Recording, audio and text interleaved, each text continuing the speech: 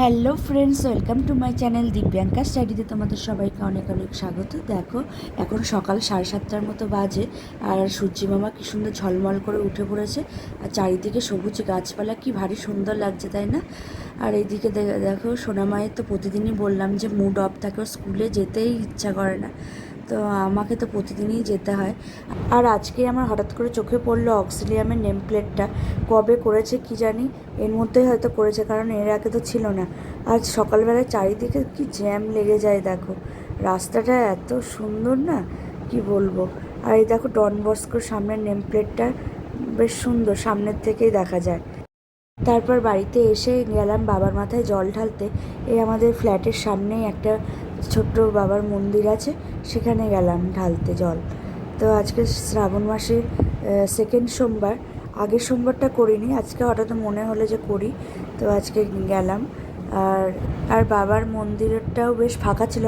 আমার ওই ভিড় মন্দিরে পুজো দিতে একবারেই ইচ্ছা করে না, বেশ ফাঁকা পেয়ে না শান্তিতে পুজো দিতে পেরেছি।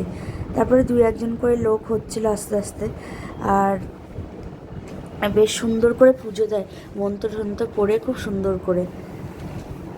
বাবা আমাকে মন্দিরে ছেড়ে দিয়ে গেছে বাজার করতে, আমাকে বললো তোমার পুজো হয়ে গেলে নিয়ে যাব। তো আমার পুজো তো অলরেডি হয়ে গেছে, এখন কি করব, তাই একটু ভিডিও করছিলাম। আর বাড়িতে এসে দেখো, ওদের জন্য ট্যাংরা মাছের ঝোল বানালাম, আর আমি তো আজকে ডালিয়া খেলাম নিরামিষ। আর বিকেলবেলায় মেয়েকে নিয়ে চলে গেলাম অ্যাবাকাস, ও তো আমাকে ছাড়া কোনো জায়গায় যাচ্ছে না, তোমাদের আগেই বললাম। তো আমাকে বসে থাকতে হয় 2 ঘন্টা টানা ওই অ্যাবাকাসে। আর মেয়েকে বলা হয়েছে যে মানে কিছুতেই যাবে না, বলেছে চল তোকে আজকে মেলাতে নিয়ে যাব, তো সেই জন্য আরও গেছে।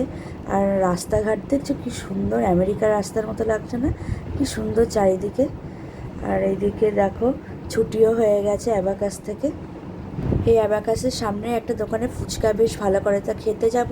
অলরেডি দেখছি বৃষ্টি টিপ টিপ করে পড়তে শুরু করছে, তো আমরা সেজন্য অ্যাবাকাসের সামনে ওয়েট করছিলাম। আর ওদিকে আবার মেয়ে আবার ছাতা নিয়ে নিজেই একা নিয়ে যাবে, কাউকে দেবে না। তো তারপরে ছাতা নিয়ে গেলাম ফুচকা খেতে।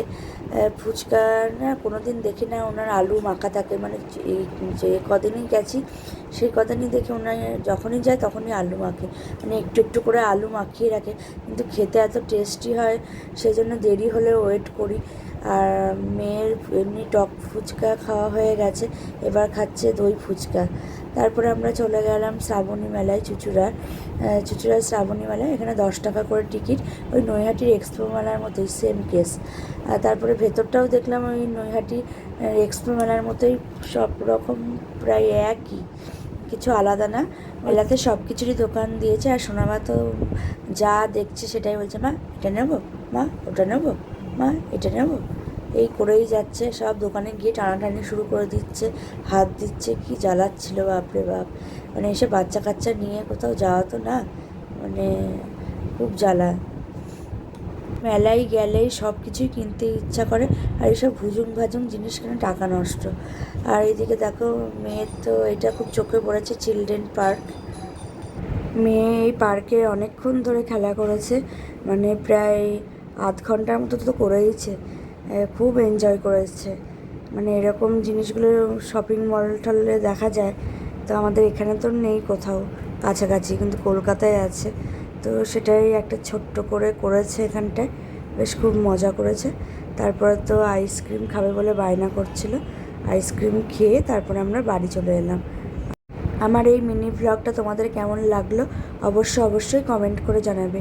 তোমরা সবাই ভালো থেকো, সুস্থ থেকো, টাটা, বাই বাই।